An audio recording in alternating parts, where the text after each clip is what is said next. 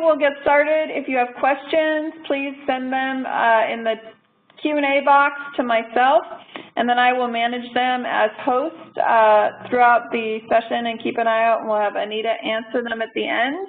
If you have technical questions, send them to me, and let's just get started. Well, welcome to all of you. Forgive us for a little bit of challenge. Sometimes that happens technologically. However, I am right now in West Virginia, and this morning I was in Louisiana, and I'm just so grateful that I got here in time to talk to you. Our very last webinar was on teaching skills and strategies, and I got 3 emails that followed that up that said, one person said, I teach in middle school, I teach social studies, and I would really love to know how to teach information because we do more of that than we do skills and strategies. Then I got 2 from elementary teachers who said, I want my students to also have lots of knowledge as well as skills and strategies. How should I teach it? So when you ask, you get, and so this is dedicated to teaching information and facts. And remember that these webinars are available for you to utilize in other ways. They are archived so that you can enjoy them in other times. So let's look at exactly what we are talking about in terms of information and facts. So going over here, go forward. Now that's interesting. So I'm having trouble making this advance. There we go. Facts and information. You know, here I am in West Virginia, and I say, oh, if I was living here, I'd want to know what the capital was. I was just in Louisiana. I was at the Capitol in Baton Rouge, and so I want to know that information. And I would want to know the history of West Virginia. I would want to know what were the significant things that were occurring here historically. I want to know about their industries. I'd want to know about all of their state parks, because it's a beautiful, beautiful state with many state parks. Information. Every day to understand the newspaper, to understand the books I read, to understand what's happening on the news, I need facts and information. So here are our topics. Why teach information and facts? And then the big key to teaching information and facts, having students learn information and facts, and having them retain information and facts. And I know that we have many people from different roles that participate in our webinars. So we're going to look at if a teacher was teaching it, what would the teacher need to do? If the teacher was going to have kids watch a video, and what would we need to do in terms of student learning from that? If we were teachers at the elementary level and we were doing a read aloud, which would be informational text, what would we do there? And if the students were reading, what would we do to assist them? And then we're going to look at organizing factual information so that the students have more ability to learn the information. So a lot to cover, but really important information in terms of us teaching and students learning. So be ready to participate as we do this. So why teach facts and information? Now, you would think I wouldn't even have to talk about this, but I have so many people saying, well, Anita, we don't really need to teach facts and information. Children can just, like, Google it. Well, if I really want comprehension as I am reading, I'm going to need a body of world knowledge. I'm going to need information that will come up automatically and actually has immediate recall. I don't even have to say, brain, find this. It comes up automatically. But without that, I'm going to find reading so many different materials, understanding so many different news reports difficult because of my lack of facts and information. So look at all these studies that have actually found that your background knowledge is going to have a major impact on your comprehension. That the more background knowledge I have related to the text, the more comprehension I will have. And we also know that the more knowledge I have in a subject area, the more vocabulary I have, the higher scores I'm going to have on reading comprehension measures. So it does make a difference. And let's just look at this one and read it together. Students who lack sufficient background knowledge or are unable to activate it may struggle to access, participate, and progress through the general curriculum. And we have students who do lack that background knowledge, and thus they cannot access, participate, and progress with ease through our general curriculum. So we need it. And so what is the key? Well, looking at many, many studies on teaching and learning information and facts, we can extrapolate some things that really make a difference. And this is sort of the way I've summarized it for both teachers and for students, that if I am teaching you information, and I'm going to add some hand signals here, so be ready to add them right as you're looking at your screen. If I am, let's say, lecturing about something like 2 weeks ago or a few weeks ago, I had the gift of teaching high school social studies and taught about LBJ, our Lyndon Baines Johnson president and the Great Society. And some of the information I wanted the students to remember. And so as I was presenting it, PowerPoint, lecture, interactive the whole time, I had them attend. So they had to actually attend to the information. They had to intend to learn it. They had, this is a signal I use, they had to rehearse it. And then they had to retrieve it.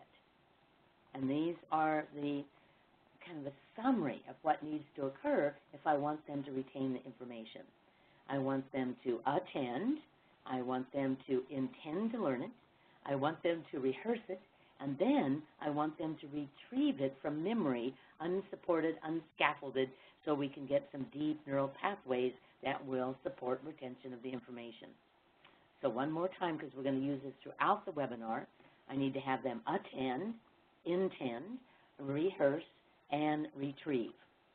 And I might support them by helping them organize the information so that they could also study it. So as a teacher, I'm going to have them attend, intend, rehearse, and then that retrieval practice, retrieve the information, and I'll help them organize it. But this is exactly what students must do if they're studying. Now, we have a lot of studies that show that many children, let's say they are reading a textbook in middle school, and now they're studying for a test, and they simply just read it again and again and again and again and again without rehearsal or retrieval. So the probability of retention is very low. So yesterday, and actually the night before, I was in Baton Rouge, staying at a hotel at Louisiana State University, a beautiful campus, beautiful waterways, beautiful. And I went to Chimes Restaurant. Now it's final weeks at LSU. And so I'm sitting at Chimes, and right next to me is another table with a young woman who is studying. And I had brought my computer too, so I'm sort of eating after Cajun food, delicious oysters. I've had a number of items, and I'm watching her studying. And she is just reading her book again and again, and she'd read it, and then she'd go back and read it again and read it again. And I said to myself, do I need to interfere here? Because, I mean, like finals are coming up. She's not going to remember it because she's doing no rehearsal or retrieval. So finally, I just asked her a question about LSU, and I said, did I just notice that? I'm sitting here working on how we might get students to have better memory of information, and I thought maybe I'd share it with you. And so I did. I said, you know, you're attending to it. Now you have to intend to learn it, and then read a little bit of it, maybe one or twice, cover it up, and then try to retrieve it. And say to yourself, this section told me this. And then you could look back and check. And so I modeled it for her, and then she did it, and then she studied, and then suddenly she just had to go somewhere else. And I had so much more to share, but she was off and away. But I got to see, at least she wasn't drinking beer. Some other people were trying to do multitask study, drink beer, study, drink beer. I didn't even interfere with them. But it was interesting to see that even college students tend not to know how to learn facts and information, that they simply reread without rehearsal, without retrieval. So that is the key, and that is the key that we're going to cover all the way through here, whether I'm teaching it in a lecture situation, of course, interactive lecture. If I'm having you read material, if I'm reading a read aloud to you, all of it is about I'm going to have you intend to learn it, I'm going to have you rehearse it, and I'm going to have you retrieve it. So let's look at the applications of this to situations that you are directly involved in. So one possibility is you are the source. You are teaching it to your students. And I'm going to use an elementary example I taught and then a high school example I taught in biology. So again, attend, intend, rehearse, retrieve. Sometimes I go into classes and the teacher might have a very nice PowerPoint that they're using to convey information, but they just do one slide, then the next slide, then the next slide, then the next slide, and the kids are exposed, but there is no learning because they don't retain it.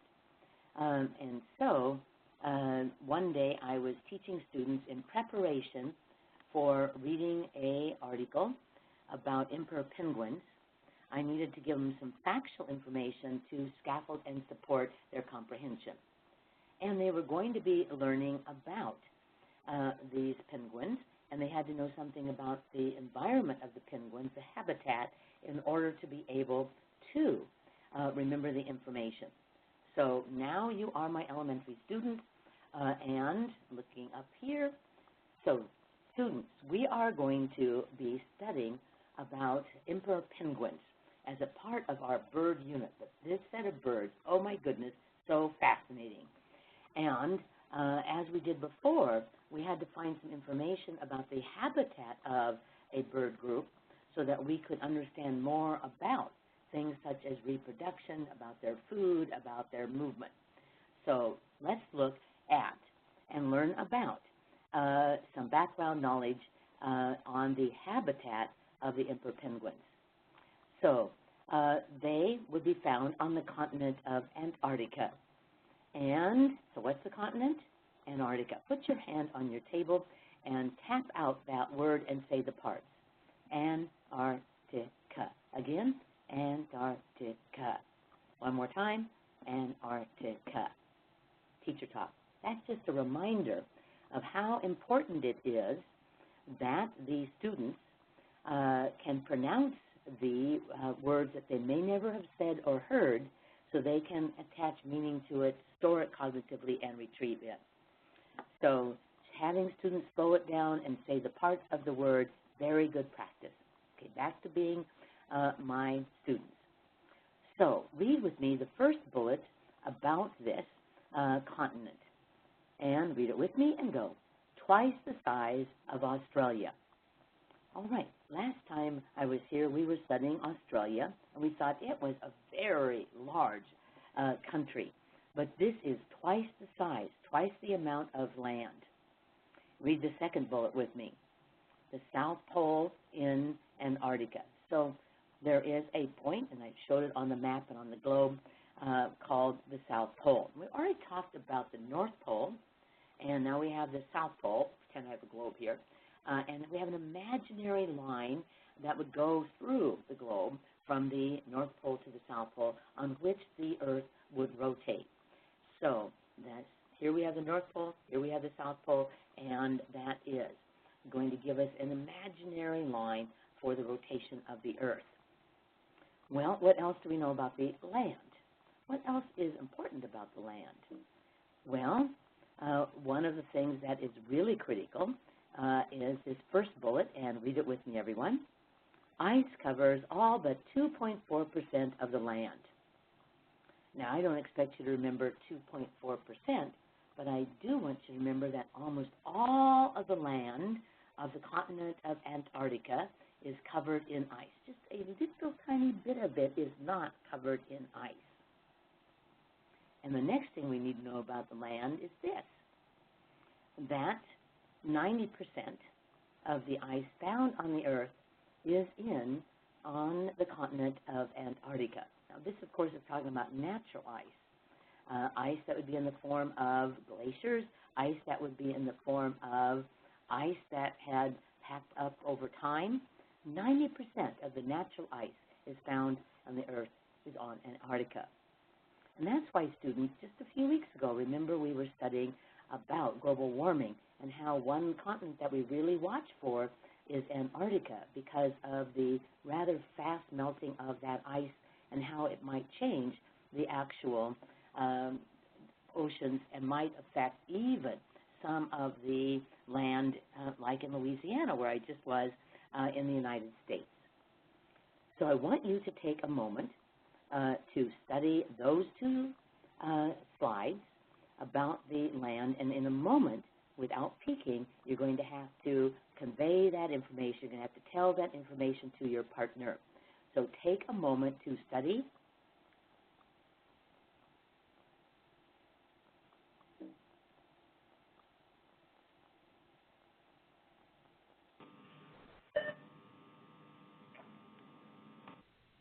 Okay, pretend you have a partner. If not, you just talk to yourself.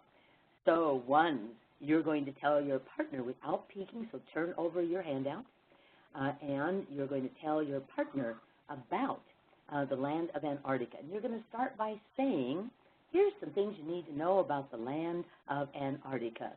Here's some things you need to know about the land of Antarctica. So turn away from the screen and tell your partner.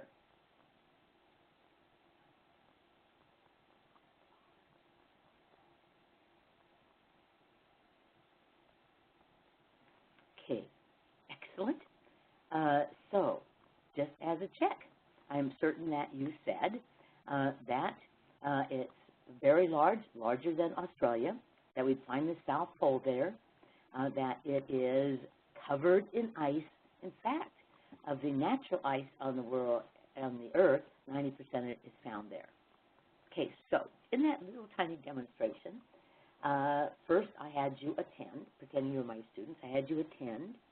I had you intend to learn it. I told you you were going to say the information to your partner. And then I said to you, we went through the slides, and then I gave you a chance to study them, rehearsing it, and then I had you retrieve it from memory by telling it to your partner. So I took that key, attend, intend, rehearse, and retrieve, and embedded it right in here.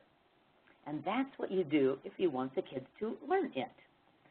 If you just want to expose them, which you probably don't, some things we do just expose them to, but mostly if we really want them to remember, okay, it's south and it is covered in ice, which is going to make a difference in terms of studying the habitat for those emperor penguins.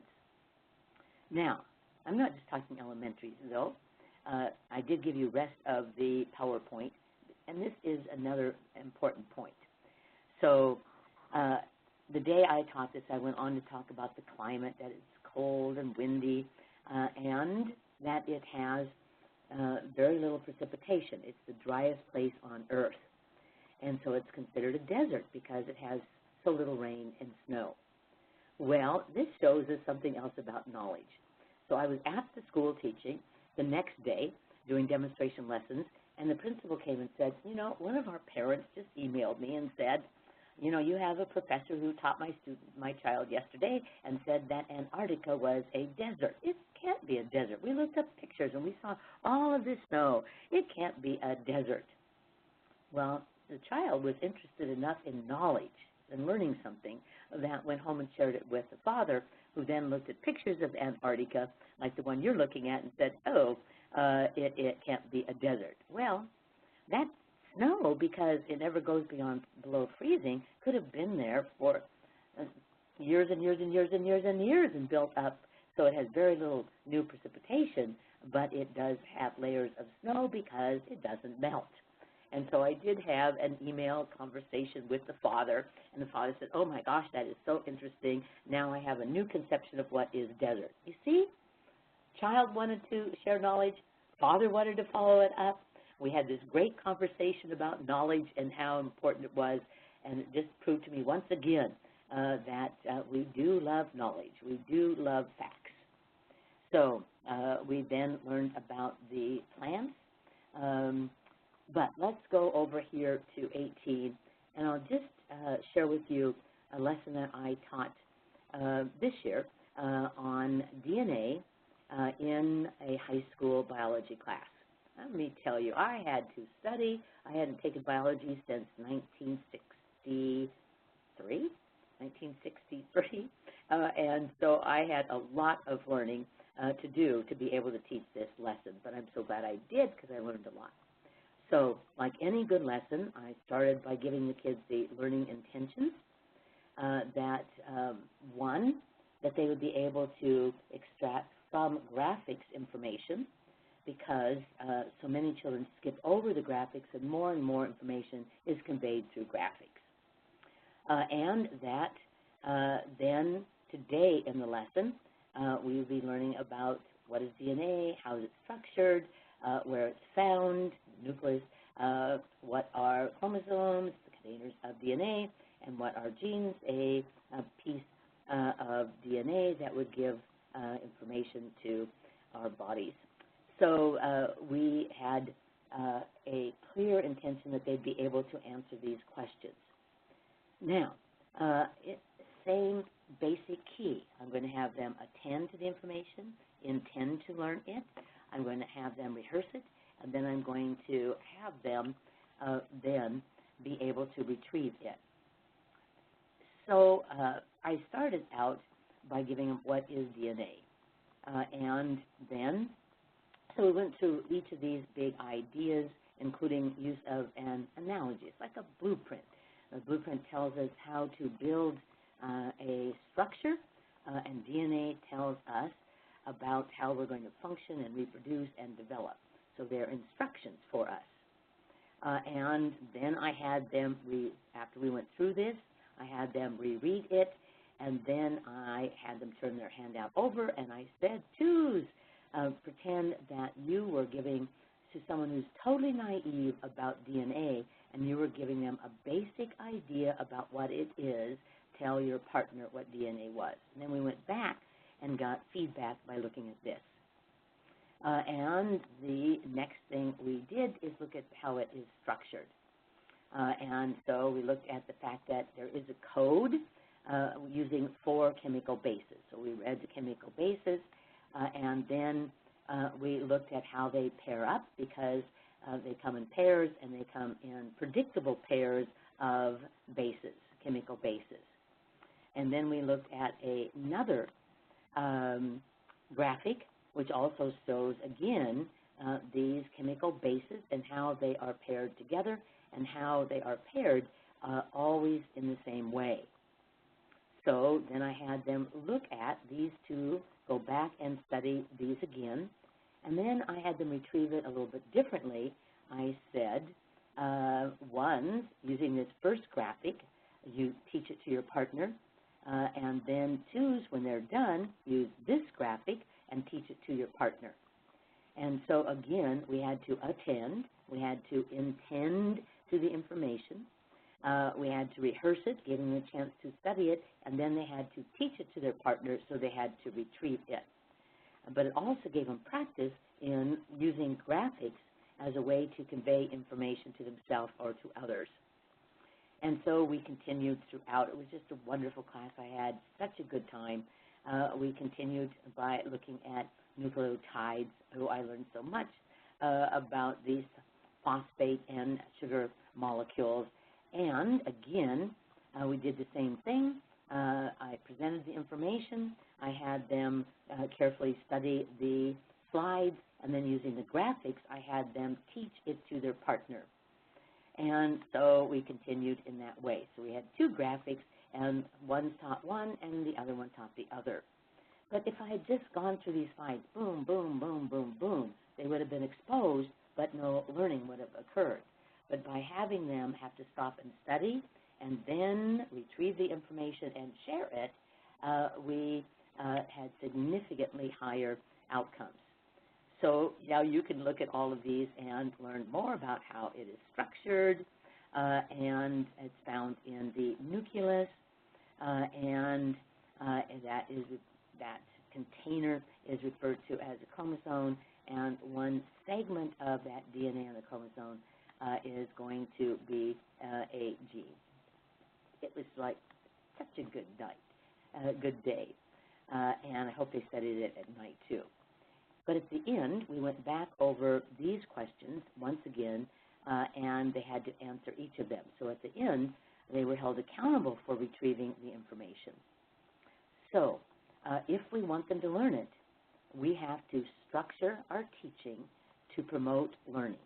So we have to use teaching behaviors, attend, intend, rehearse, and retrieve to increase that probability. And then the very last thing I had the students do is go through and write questions down, and then they actually quizzed their partner. They had to write a question and an answer, and then they quizzed their partner on information.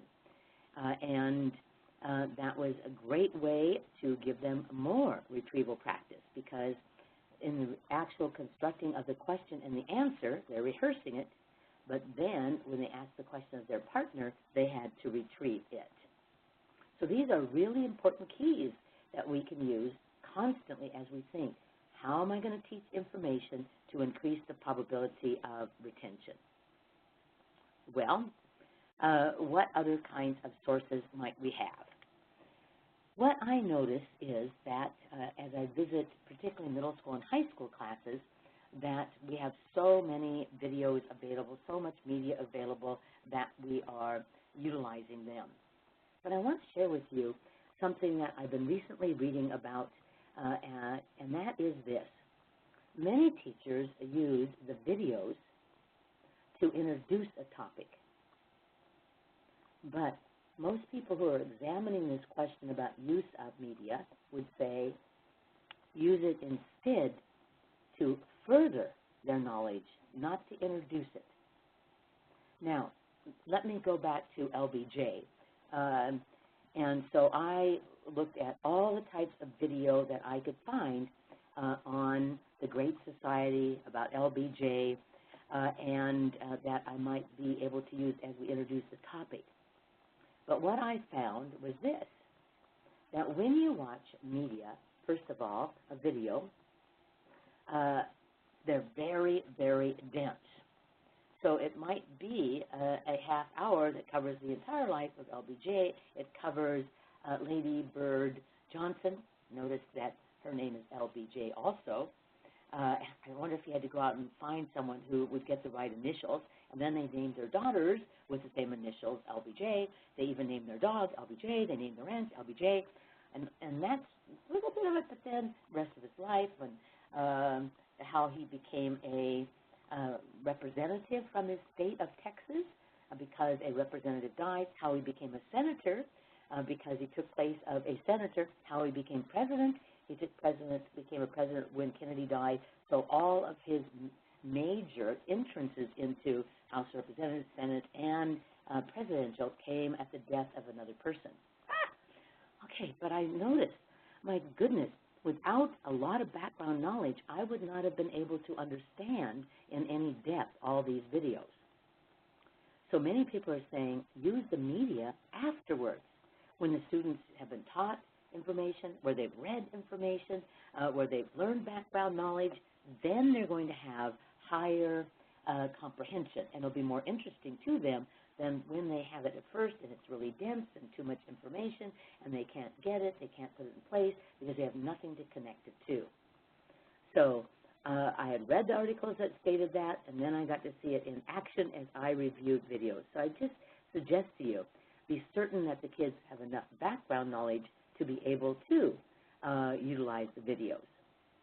Now, if we put on a video, let's say in a social studies class with juniors, and we turn it on, we turn the lights down, is it possible that some students are not like watching the video? Is that a possibility? It's not even a possibility, it is a probability. It is like definitely going to happen. So let's just look at a teaching practice that you could use with videos, which you might remember in all the trainings I've done would be one that I followed with the videos used in the training. So we're again a 10 in 10, rehearse, retrieve, and we might have to help them organize it. So first of all, I would highly recommend that you preview the video before you show it and break it into obtainable pieces, because if it is very dense, your best bet would be to show a bit of it, stop, and rehearse and discuss it.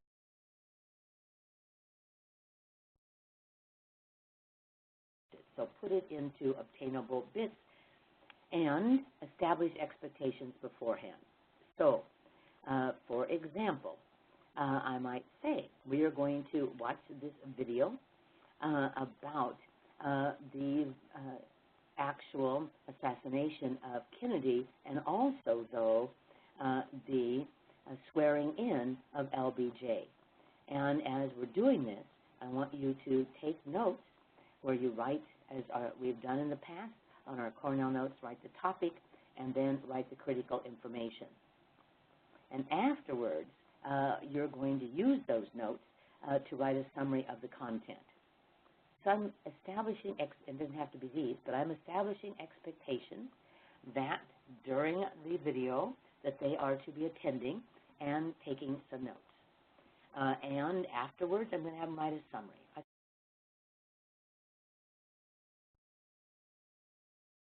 Afterwards, you're going to teach the content to your partner. But without expectations, they're going to go into deep cognitive floating. Okay? And then I will show a segment. It doesn't have to be the whole thing. I can show a segment of it.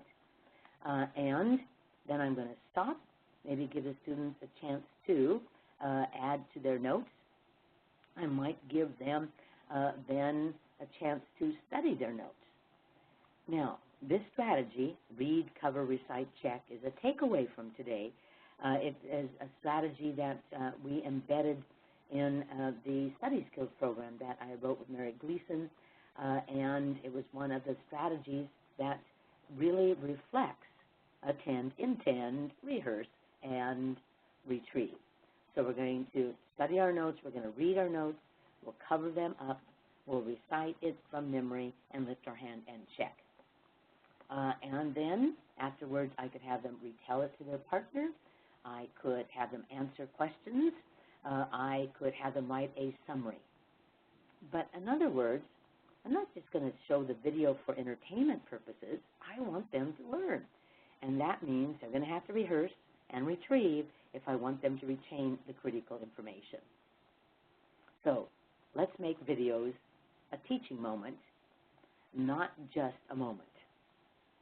Well, we could also have other ways that we convey information. Oh, this was the last time that I actually did use a video, and afterwards the students wrote a summary. So this was a school, an elementary school, right down the street from me in Portland, Oregon.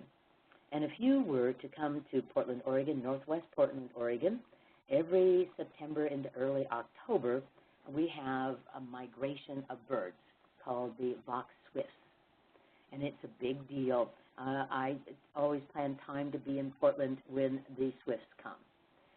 And the swifts, if you watch the video, which is on, you can watch it, because if you put in Vox swifts and you go to YouTube, you're going to find a little short video about these birds that the kids watched, and then they used a sentence frame to finish a summary of it. And this is the one we actually did jointly together because they were just learning how to use this frame. But these swifts are absolutely fascinating. They used to come to the Pacific Northwest, and they're the only songbird that cannot perch. They can, because of their claws, they can't perch, but they can hang on something. And so they would, at night, go to a hollow tree, which we don't have many hollow trees. And so now they're using chimneys. And so the school, the elementary school down the street, has a very tall brick structured chimney, and the Swifts, for weeks, use that as their home. And so it's such a beautiful event. So you go down there right before sunset, and the birds come in from all over the area, and then they start going around in a circle around the chimney. And around and around and around and around, and then it gets darker, and one Swift goes inside, and 30,000 follow them. And so it is just a miraculous event, one that I really will go every night I'm home to watch. But the school long adopted the Swifts, and so the kids agreed that they would not have any heat in the school until the Swifts had migrated to the south. So you visit the school, because it could be chilly in early October in Portland, Oregon, and you'll see children with gloves and hats in class and warm coats, but the Swifts are safe. But last year when I went, and the last 2 years actually, we've now had a hawk from the neighborhood who sits on top of the chimney. And as the birds go round and round and start going in, the hawk just goes and gets dinner. And then the children cry because a Swift has just become dinner. So anyway, that was the video that I watched, that you can watch, that we did just exactly like we explained, and then afterwards we wrote this summary together. Well, so we could get it from a lecture, we could get it from a video, but do check out the videos and say to yourself, might this video be a much better learning tool after we have some knowledge, not as an introduction to the topic. I'm quite certain every time I review them that that's the big idea about videos. Well, I don't want to leave out our primary teachers who should be having read-alouds in pre-K, K, 1, 2, and at least half of them should be informational text. And so no matter who you read, and probably one of the best books is by Susan Newman, who talks about the use of read-alouds, and particularly informational read-alouds, and has a program called Wow World of Words that are a combination of predictable books and read-aloud books on topics in units. And so we need to be doing the same thing. So I pulled up here, again, a reminder that if I'm going to read a informational text to you, then, and I want you to learn the critical information, I'm going to have you 10. I'm going to have you intend to learn it. I'm going to have you rehearse it as we go, and then retrieve it. Retrieve it as we're doing it, retrieve it on subsequent days so that there's a higher probability you can learn it. Now this day, when I was doing this read aloud, I also had to help the kids organize it. Now this was a book where we were going to read it, and we used the big idea from all types of text reading, that if I am reading informational material as a college student at LSU, if I am reading information for books, like right now I'm reading a very good new book that just came out on practice, and it is called Peak, and it is by Erickson, and Peak, P-E-A-K, like Peak Experience, and it is the research on expertise. Oh, what a great book. But if I want to remember some of it, then I'm going to read a small amount, I'm going to stop, and I'm going to respond in some way. And so I usually respond. I read, I stop, and then I go back and highlight and put notes in the margin. In some cases, I will read a paragraph or a segment, stop, and then I will go back and take notes on it by hand. Ooh, I just read a good study that found taking notes by hand actually leads to more retention than typing the notes during a lecture, because you're tending too much to the keyboard, not enough to what's happening here, but you can take notes in that way. So good thing, because that's how I do it. So read, stop, respond, and there's many ways that we could respond. So I could ask questions and have you respond. I could have you think of questions and would think of those answers. I could have you stop and retell the content, which I will often do. I will read something and stop and retell it if I want to remember it. I could mark the text, highlight the text. I could write notes in the margin. I could take notes. I could map it. Now, this is what I would do with students who are reading text, but this is also what I would do if I am reading to them. I'm going to read a paragraph in informational text. I'm going to stop and have the kids respond. And I could use any of these possibilities. Well, the most recent time I did this was with wild weather days.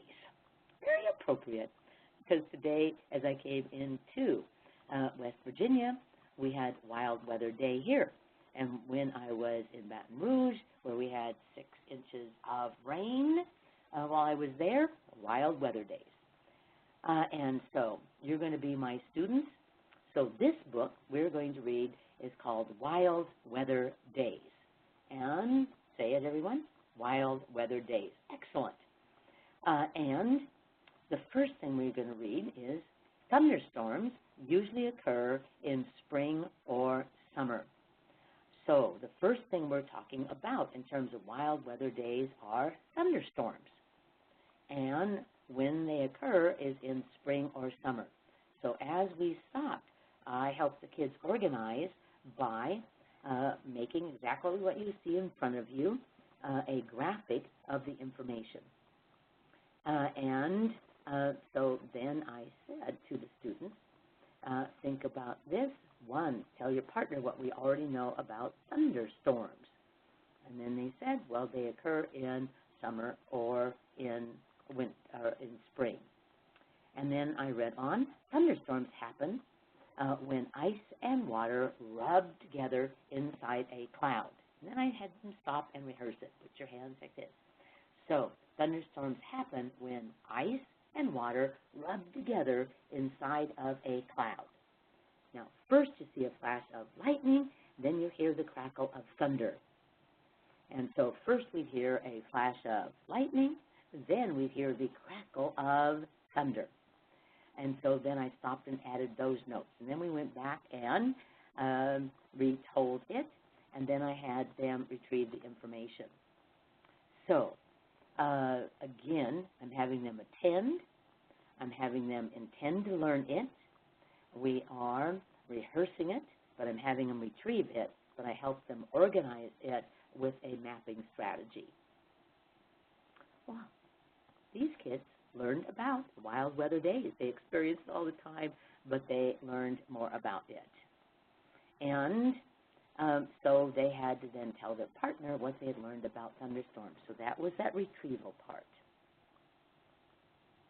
Well, many of you have children who are reading material, and so we could also have kids get information not just from the teacher, not just from media or read aloud, but from what they were reading. But we know that many kids just read the material again and again with no rehearsal, no retrieval, and no learning. So we need to, again, have them attend, intend, rehearse, and retrieve, and help them organize it. Now, we just looked at a overarching strategy of I'm going to read a paragraph, I'm going to stop, I'm going to respond. And then you as a teacher could choose how they're going to respond. Again, you could ask them questions, you could have them generate questions, you could have them verbally retell it, you could have them figure out the gist, you could have them mark the text, you could have them take notes, you could have map or web. And I highlighted getting the gist because that is a strategy that has incorporated attend, intend, rehearse, and retrieve. So I had the great gift of teaching this strategy. There's sort of 2 versions of it. In our earlier training, we talked about paragraph shrinking. That came out of the work of Fuchs, and Mathis. And then Vaughn and her group looked at Getting the Gist, which has many of the same steps in it, but it is particularly adapted for middle school or high school reading, where the students read a paragraph, then they stop and they name the who or what in the paragraph, who it is it about. They think of 2 or 3 important details, and then they shrink it by writing a main idea sentence that has to be from 10 to 15 words. So I did have a great opportunity to teach this, and it was, the article that we used was about Kenya. The students were studying about Africa. So I modeled it. I read a paragraph. I stopped. I then modeled it, figuring out the who or what was it about, the Republic of Kenya, and identified 2 things that I wanted them to remember about it, in that it was surrounded by a number of other African countries, as well as the Indian Ocean. And then I modeled for them how to shrink it down, and look at the bottom there, and write a sentence. Kenya, an East African country, is surrounded by 4 African countries and the Indian Ocean. So I modeled for them, name the who or what, identify 2 or 3 important details, and then write a main idea statement. And then I guided them in doing this, where we again read a paragraph. We determined what it was, who or what was it talking about. Again, it was talking more about Kenyan, in this case Kenyan's history, and what are some details, and then how we would shrink it down into a statement. Kenya, once a British colony, became an independent country in 1963. Now, if you think about this, so we've read it, then we had to rehearse the information, the who or what, the most important information, and then we had to shrink it down to a statement. And then I taught the kids how to study these statements, because they had a list of, from each paragraph, a statement, and we had them use read, cover, recite, check. Read it, cover it up, recite it out loud, lift your hand, and check. Aha! So they had to intend to it, they had to rehearse it, and then they had to retrieve it. So, but again, this is one of the many strategies I could teach them that would involve both rehearsal and retrieval, so that they'd remember the information. As long as they just read it again and again, the probability of retention is so diminished because of lack of rehearsal and retrieval. Don't you wish that you had known all of this when you were studying back in middle school and high school and college? We might remember more today had we learned it in that way. Well, so you can go here and just see that we continued lots of practice, and so that the kids could do this. They could do it under teacher guidance. They could do it independently, because you could use a strategy on your own, or they could use it with a partner. The partner read the paragraph, and then we could say, name the who or what are 2 or 3 important things. Now we'll both write down a main idea statement. Well, and then when we were all done, the students could also write a summary by putting the sentences together. Kenya, an East African country, is surrounded by 4 African countries and the Indian Ocean. Kenya, once a British colony, became an independent country in 1963. Conflicts occurs in Kenya because of different groups, different languages, different cultures, and different histories. Very nice strategy, but mostly because kids will learn from it. Well, let us just stop and again look at this one study skills strategy of read, cover, recite, check. Recently, I was looking at a new book that just came out that Hattie was involved in on looking at the whole area of visual learning and literacy. The authors are 3. One is Doug Fisher, Nancy Frey, and John Hattie. And in it, they reported the effect size for teaching study skills. And the effect size is 0.63. Well, remember 0.40 would be like at the minimum benchmark where something makes a difference, and 0.63, whoa, that really makes a difference. Study skills has one of the higher effect sizes. And teaching simple strategies like read, cover, recite, check. I could use that for studying my notes. Maybe I have 2-column notes. I read the topic, read the notes, I cover it up, I recite the information, retrieval practice, recite the information, lift my hand, and check. Maybe I have a graphic organizer. I read the graphic organizer, I cover up a portion of it, I retell the information, I lift my hand and check. Maybe I have a map of the information where I've mapped it like we did with the weather. I read a portion of it, I cover it up, I recite it out loud, I lift my hand and check. Simple but powerful. Read, cover, recite, check.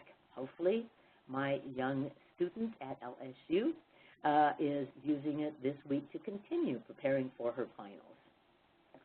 Well, let us look at one more portion of this, and that is helping kids organize. One thing that has a high effect size too is the use of graphic organizers, and so I included here a whole group of them, and I'm going to put them up, not reduced in size as they are here, but I will put up a PDF file with the PowerPoint so that you can use these. So here we have a graphic organizer that is organized by what we call a schema, and that this graphic organizer could be used when we study 1 mammal, 2 mammal, 3 mammal, 4 mammals. And every time after we would read and we would be looking for certain information. What is the name of the mammal? Where does the mammal live? What is its habitat like? What does its body look like? Its head, its body, its legs, its height, its weight? What does it eat, etc. And I love this kind of graphic organizer because I am teaching kids a schema for learning about mammals. Every mammal we could fill in the same thing, and then I would know the questions you would ask about a mammal. And so there's one that we did when we studied giraffes. Okay? We could have use it for a person or a schema graphic organizer for an event or period of time. And we wouldn't just use it once. We would take it out and we use it again and again and again and again. Thus, we would organize the content for an event, but we also know the questions that we could use in an intellectual pursuit on any event and ask the same questions. Oh, I like these a lot. Now, we could use graphic organizers. And so this is a graphic organizer that has a central idea, and it was from a day I was teaching kids about spiders, and we read about spiders, and we recorded the information around it. We could use a graphic organizer that's central. This was a high school class that was studying genocide. And again, it is a central idea graphic organizer. Here is one that is showing the branches of the government, and so it is organizing in a hierarchy: federal government, legislative, executive, judicial branch, Senate, and House. So it shows a hierarchical organization. And here is a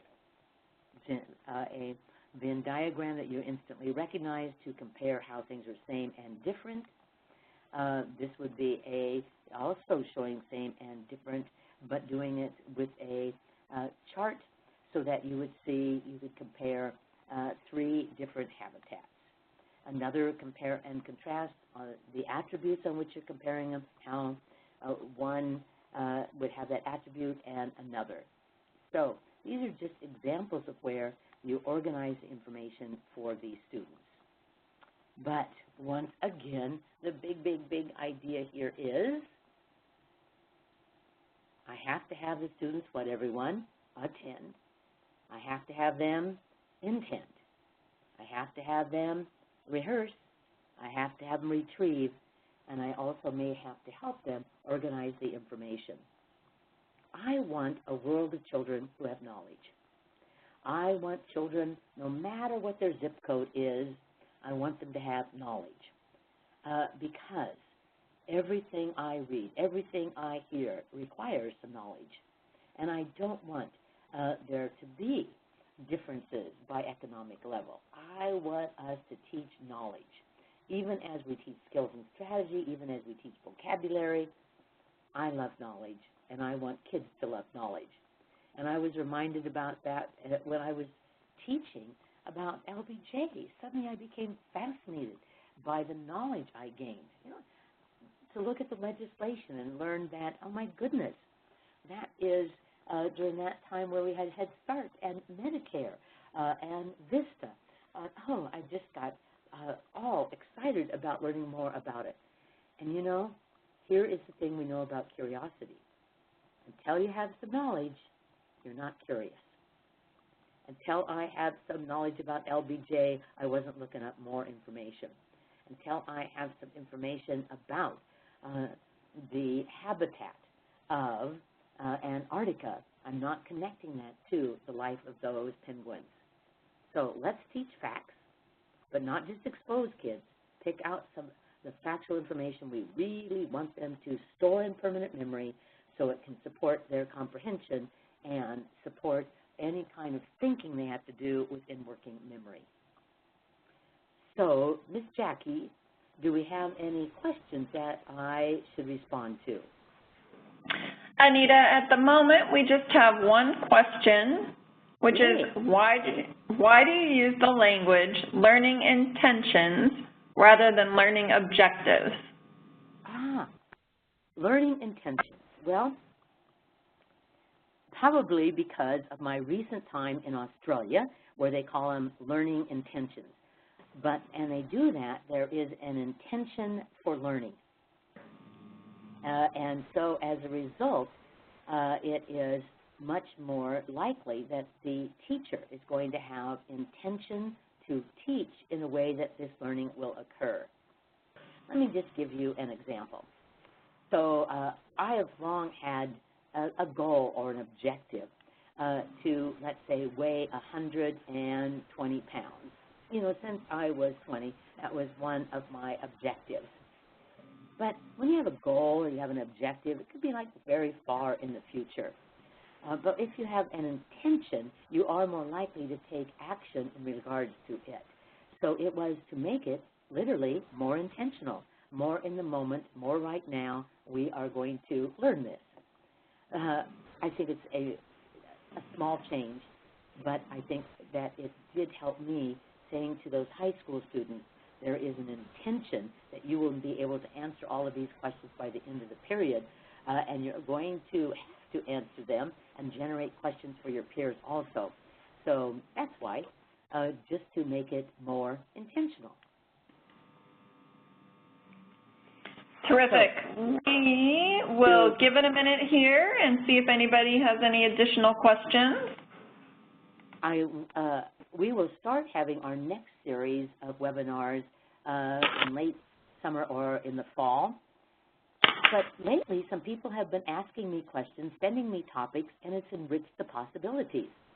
And so I hope that if you say, oh, I'd really like to know more about this, and you give me some time to work on it, my whole goal is to meet your needs in serving the teachers you're working with in terms of explicit instruction, and to create these webinars that you could also use for yourself as well as share with others. Fantastic. I think so. Thanks, Anita, and thanks everyone for joining us. So many of you, your summer is coming. May you have a wonderful summer holiday, and may you teach them right up to the last day of school so they still can learn. Thank you so much. Thanks, everyone. As always, we'll post this on the archived webinars page for Anita's webinars, and we will send a link out at the end of this week or early next week, just a reminder where to access that information. Thanks, Jackie. Thanks, Anita.